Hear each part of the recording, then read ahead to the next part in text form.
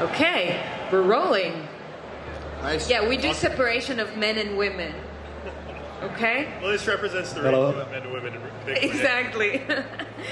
Okay, guys, thank you so much for being with us when we have a really fierce competition from Robert Kennedy. So you guys rock.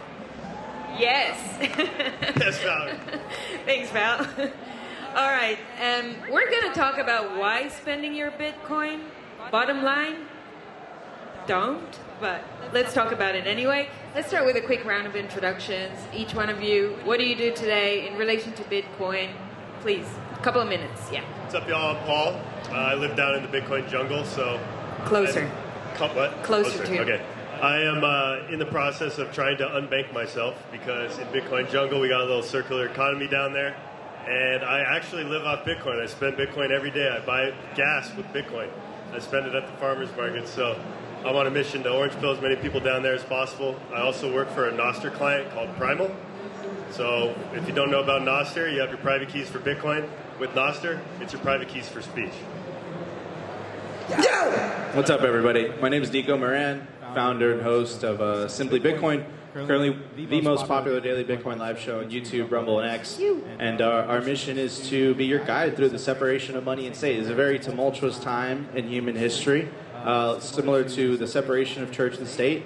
And we just want to, provide a little guidance through this clown world, because I think a lot of people inherently know something's wrong with the system. They are seeking a political solution where the solution is very simple.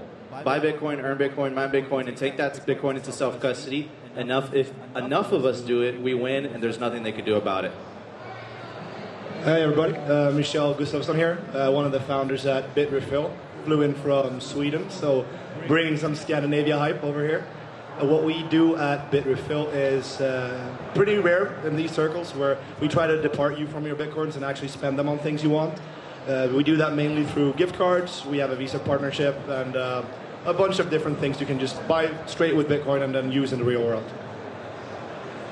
Excellent, thank you. Quick show of hands. How many of you here in the audience have held Bitcoin for more than a couple of years? Okay, keep your hands up, please. How many of you that have your hand up have spent some of your Bitcoin at least once a year? Okay, some hands down. At least once a month? Hands down, okay. At least once a week? Woo! Go, Laura! Go! We got a couple of people that are actually using Bitcoin once a week. Excellent, Laura. Okay, so not many people, as we can see. We know that. There's a big debate in the Bitcoin space these days about Bitcoin as a store of value or medium of exchange.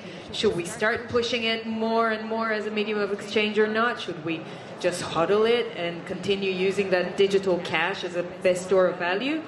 And I want to hear your take about it.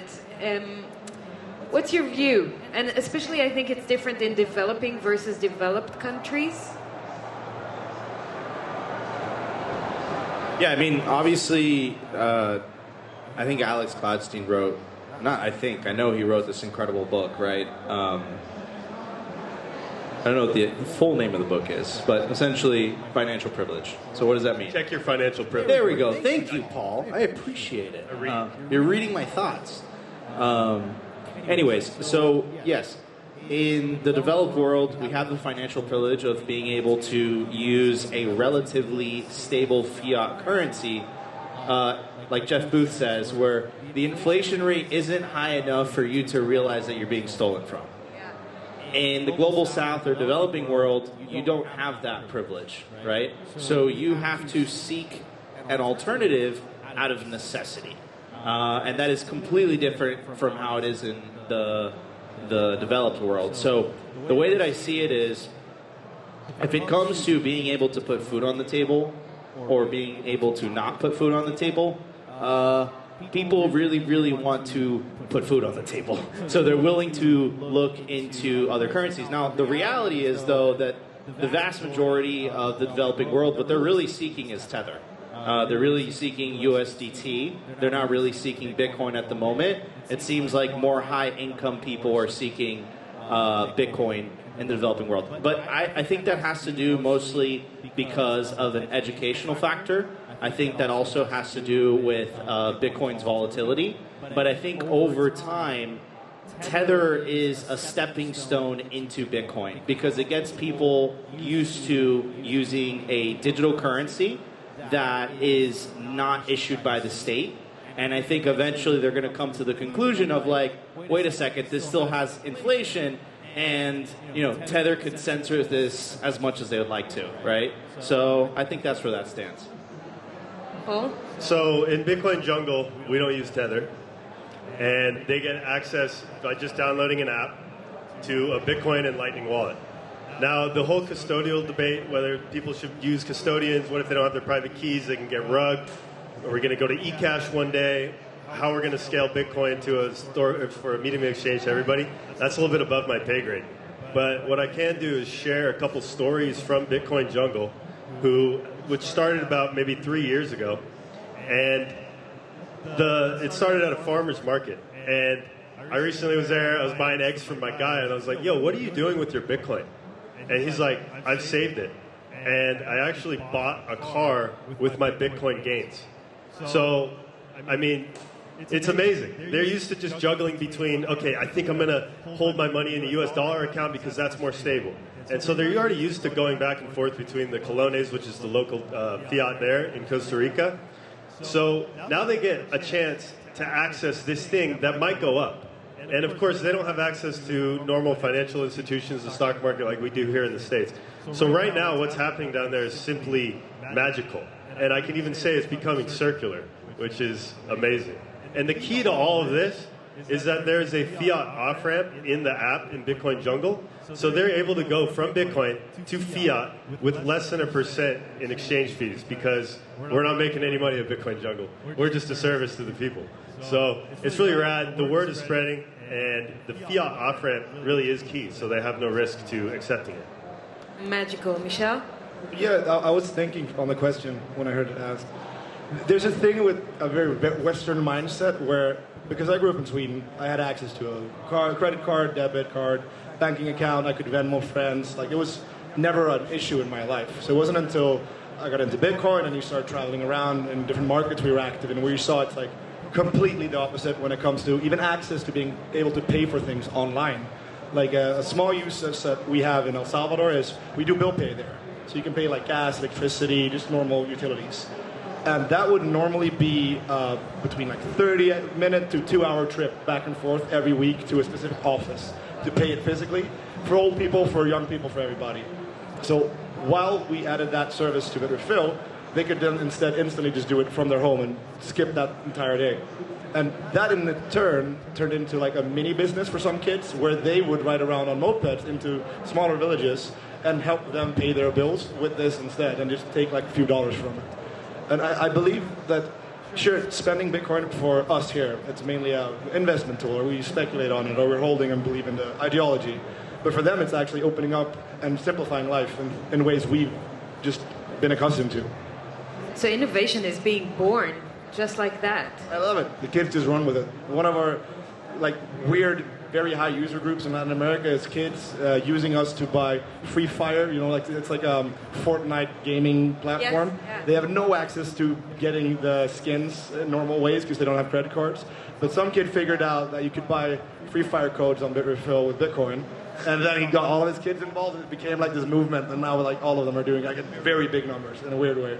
That's grassroots for you. Yeah, very grassroots. Virality from grassroots. That's awesome. Did you want to add anything? Well, we were kind of mentioning that it's for us in the West, it's like an investment tool. Yep. But when Bitcoin becomes your net worth, and you run out of fiat all the time like you're a crazy person like me, Yep. it's just convenient. I get paid in Bitcoin, so I'm going to spend in Bitcoin. I'm already 100% Bitcoin, so I'm going to spend it. And I feel like you almost have a duty to, if it's your thesis that Bitcoin's going to $1 million and a vendor's accepting Bitcoin, to spread the love, spread the sats. So people, this guy lives on the Bitcoin standard. You can learn from him. Follow him, by the way, on social media. You'll have fun. Can I ask Paul something? Yeah. Do you notice your emotional levels going up and down with the price when everything is in Bitcoin all the time? I wish I hit Bitcoin Zen. This is my thesis. Once you go 100x on Bitcoin, then you can chill. but I do feel it. I still am, my emotions go up and down with the market. Yeah, that's the downside. By advocating medium of exchange, do you think we're implicitly calling for trouble from governments or institutions? Are we not waking up the beast, which is the state, that has a monopoly on power and then money? Yes, but Trump's right over there. Kennedy's over there. like, if they could have done anything about it, they would have done it by now. And I think we're seeing the game theory play out in real time. And like, what we're witnessing right now is the current administration took a very anti-Bitcoin stance. Operation Choke Point 2.0, denying Caitlin Long's federal banking charter for Custodia Bank, the proposed 30% Bitcoin mining tax. So they took a very anti-Bitcoin stance, and then of course that created an opportunity for the opposing political parties to step in and say, hey, you know what? We actually like Bitcoin. And it was so funny the first time, and shout out to Vivek for influencing Trump, because it was so funny. The first time Trump at a campaign speech said, if you vote for me, I'll be anti-CBDC. And the crowd went wild. And then Trump was like, whoa. And then he started saying it again. Fast forward 2 weeks later, he's at the Libertarian Convention. And he's like, I'm going to free Ross and I'm going to protect her right to Bitcoin. That is Bitcoin's game theory playing out in real time. And of course, RFK on the other side. So if the Democrats, the current administration, if they didn't take an anti-Bitcoin stance, they wouldn't have created that opportunity. So what I'll say is, like, what doesn't kill Bitcoin makes it stronger. So yeah, we'll call attention to ourselves. That's fine. But what you guys were saying, like what Paul was saying, was so inspirational. Because if you're in the developing world and your mind is just like, I want to escape hyperinflation. That is my priority. I want to put food on the table for my family.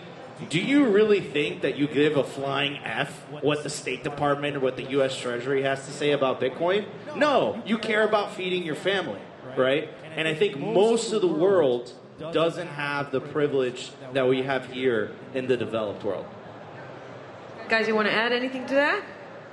Not much, but Bitcoin is based on cyberpunk values. Otherwise, it would just be a shitcoin. So, of course, you could fear it, but it's going to come, and we're going to win, and it's going to continue.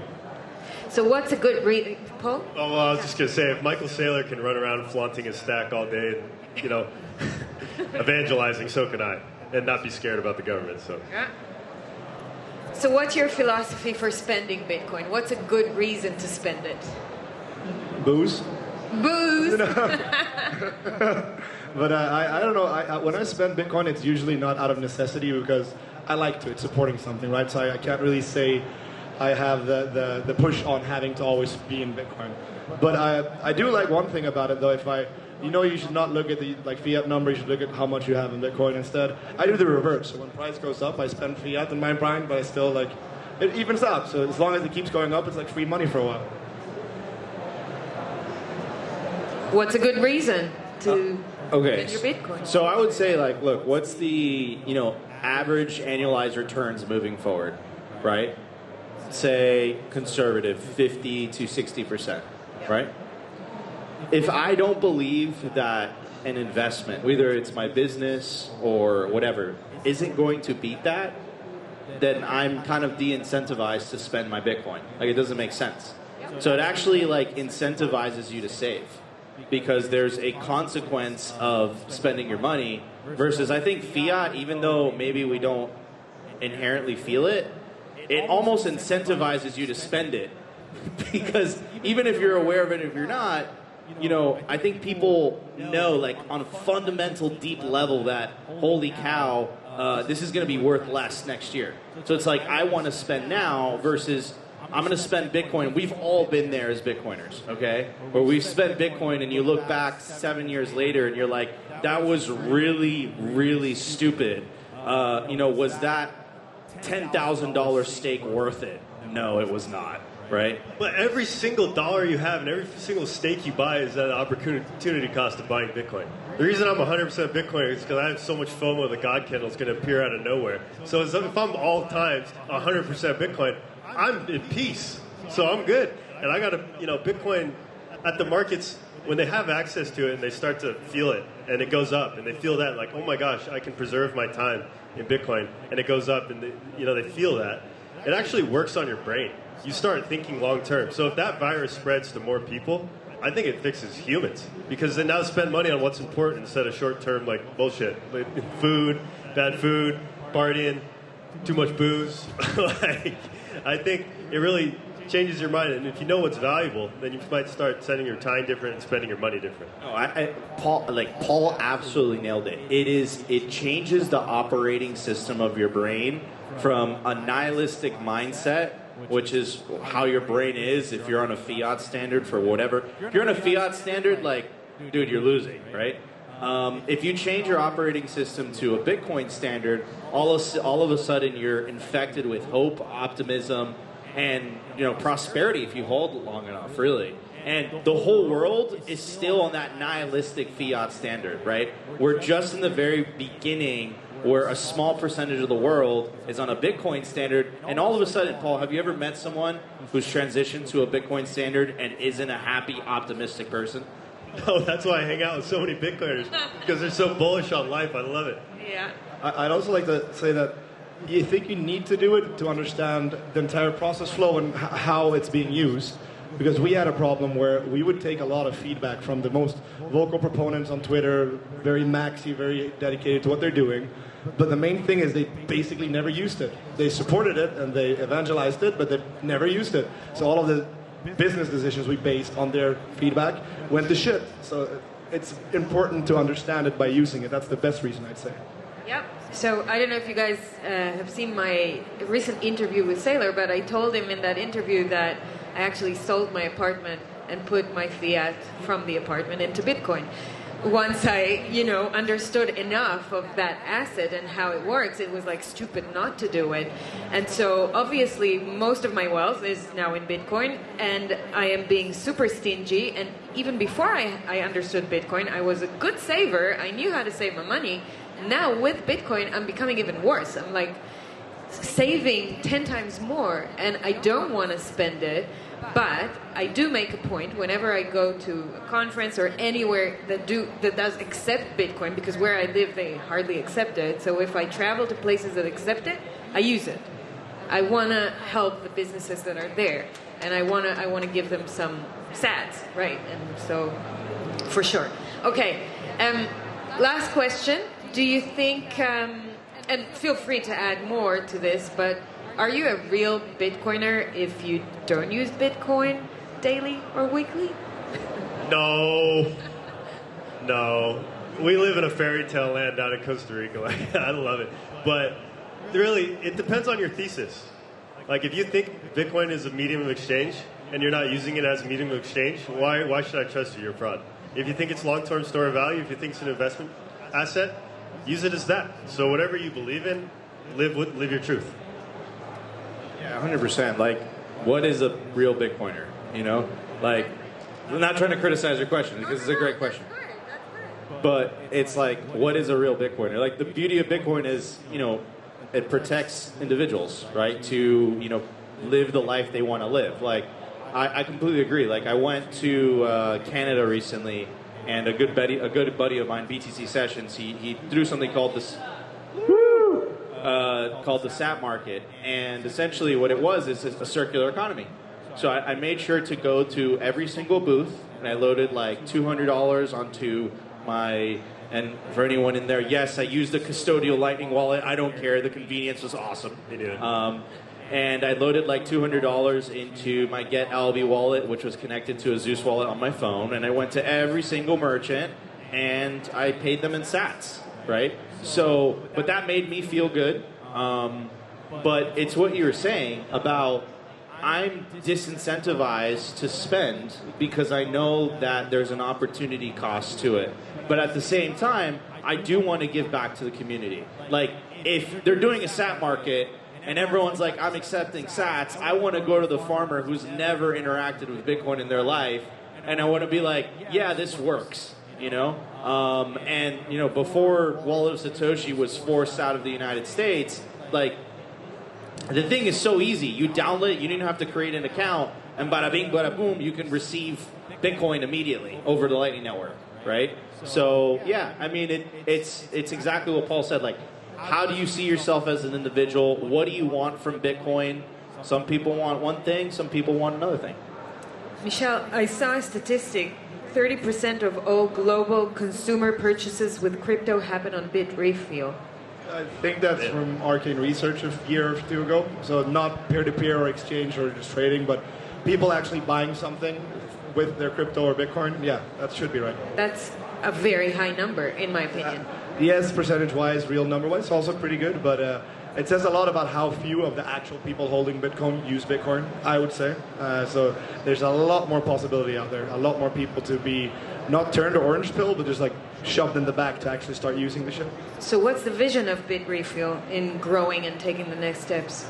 We're going to take over the world, of course. But no, the idea is we just want to grow the pie, right? We want to be the natural place where everybody starts their day and ends their day in Bitcoin. Like, if you want to check things, well, I'm just saying now, but like news, your wallet, everything, like tied into one service. So what we've been doing now is just adding on next to our current like mode, and that's working really well. We launched eSIMs a few months back. It's wildly popular, which is also a fantastic product. And in a very sad way, kind of retired the first generation of our website because that's what we did then. We only did airtime top-ups. But I just wanted to be the natural place for people who are involved in this space to always have and be, not just to buy things. Awesome. Guys, any ending points? Anything you want to add? I wanted to add it before when you talked about being a real Bitcoiner or not, but I've not given up on orange pilling friends because they know what I do and I've been doing it for 10 years, so they know, right? But I've tricked it around where I've gone to like their siblings, their younger siblings instead. So I always like onboard them to like a moon or something, and I send them like $50. And it's surprising how every time same thing happens. They end up losing it in like DeFi, DGen, NFT shit. And then they come back and they're like, now they kind of want to learn more about it. And then you can actually push them in the educational direction instead. So yeah, you intentionally push them to like lose the money and then fuck it up. So then they come back and they want to be real people. That's a strategy. Yeah, there's levels to this. I mean, that's how I started. I mean, like, you get Bitcoin and then you dabble and then, but there's levels to this. So like, thank goodness for the custodial Lightning, custodial services that bring people to Bitcoin. Like, I bought Bitcoin on Coinbase. And then, you know, I thought I was a Bitcoiner, but now I'd be like, oh, if you have your Bitcoin on Coinbase, you're not even a real Bitcoiner. But, of course, there's levels to this, and it'll only spread by actually being in person, boots on the ground, talking to your friends. You're all of us up here, maybe all of us here, are all the Bitcoin guy of our friends and family. So whenever they're ready, you can just plant the seed, water it every once in a while, and hopefully it'll eventually bloom into a Bitcoiner. Amen. Nico? Yeah, I mean, like, Bitcoin requires, like, a tremendous amount of personal responsibility, specifically if you're taking self-custody of your Bitcoin. And for people that have been living in the fiat matrix, like I like to call it, and they're outsourcing that personal responsibility of the storage of their wealth to a bank, the very idea of self-custody is like extreme. Like, they look at you like a crazy person. So you inevitably become the Bitcoin guy in the family, the default customer support line. The crazy person. Everybody. And crazy person for the entire family. You end up becoming the Bitcoin person. So, you know, I think that problem will inevitably be solved by great entrepreneurs making self-custody easy to use. I just don't believe it's quite there for the masses, because I think the masses are convenience maxis, which is why the custodial Lightning wallets are so great. Because when I tell someone, it's like, just download a wallet, and then all of a sudden they can immediately start receiving sats. But what's really awesome, though, is that if they have a good experience and a significant portion of their net worth is in Bitcoin, they inevitably start going down the rabbit hole, and they will get to the point where they're like, okay, I need to learn how to take self-custody, right? But I've had a pretty negative experience trying to force people to do that. You could show them the door, but they have to open it. Yeah. Okay. Okay, guys. Great. Right on time. We have time for maybe 2 questions from the audience. From the audience? Sure. Any questions? Has a question? Hard to see. No questions? Is it because we're all so One at the back. clear and great? No, not him. Not him. Sky? I can't see anything. Okay, So, great. Yes, sir. And you, sir.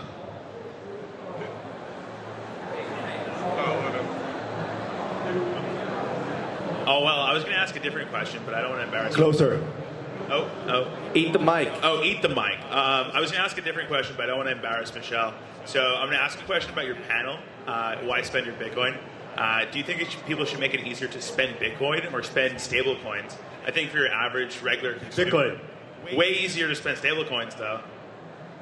What's your thesis? What's the dollar going to do? Why is it easier? Well, if you're a regular person, you don't have to worry about the price of Bitcoin. You have to worry about the price of dollar. If you go, or pesos, or if you're in any country in the world, whatever their local currency is, it's often far easier to onboard normies into using stablecoins first, and then getting them to understand the power of Bitcoin, and then getting Bitcoin through that. Yeah, so what I was saying, like, initially, like, and this is based on the data, like, of course, Bitcoiners, we want, like, you know, the developing world, they're using Bitcoin. That's not what the data says. The data says that the developing world right now, they prefer Tether, and they prefer USDC. Why? Because they see it as stable, right? Also, there's the mythological component of it. Like, if you're in the developing world, the dollar to you is like gold. So I think that's an educational thing, and I think that's a get wrecked hard enough where you kind of learn your lesson, and you're like, wow, they just froze my, Tether account, or the U.S. is suffering this crazy 10, 20% inflation. Maybe this Bitcoin thing is a good idea. I truly believe that stable coins are an inevitable stepping stone towards Bitcoin. It gets people comfortable using an alternative to their local fiat currency, and that inevitably leads to Bitcoin. So I'm not as against them as other Bitcoiners. Is that unpopular with you? What do you think? I was going to share what I would call a sad statistic where in the beginning, of course, we were 100% volume was Bitcoin. And then Lightning came around and we were extremely excited about it because it was perfect for our use case. Because you got to be honest, in some situations with congestion, paying on chain on our site kind of fucks up the experience because it's a much longer time, right? But nowadays, Bitcoin and Lightning, it's probably like a third, and the rest is amounted to like Ethereum and stables. Like, I think it's a shift, but I kind of agree with you. It's going to shift back sooner or later once people get wrecked hard enough. It's literally get wrecked, and then you're like, okay, Bitcoin is actually a good thing. Everyone has to pay a price of tuition. I think it's inevitable. Some people pay a bigger price, and some people pay, a smaller price. If you think the dollar is it's inevitable if it's going to burn to the ground, then I don't think giving stablecoins is a good option. What's really important, like I mentioned earlier, is that if you're going to onboard someone to Bitcoin, it'd be great if there's an off-ramp that is cheap and locally available for their fiat. Because I think that's the best. They get to touch the Bitcoin, and then they can get rid of it or choose to save it. Okay, guys, thank you so much for the question. Follow these guys on Nostr and Twitter, and thank you so much for being with us. Thank you. And